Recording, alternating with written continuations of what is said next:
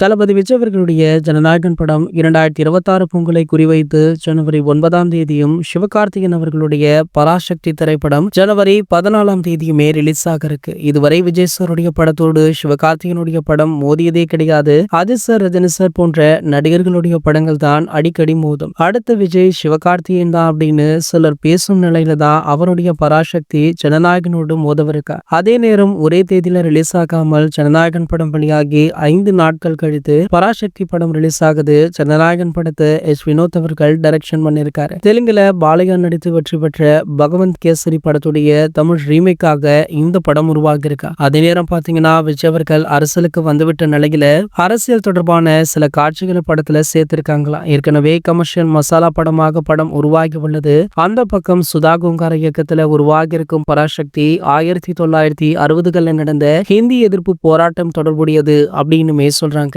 இந்த படத்துல ஜெயம் ரவி, அதர்வா ஆகியோருமே முக்கிய வேடங்கள்ல நடிச்சிருக்காங்க.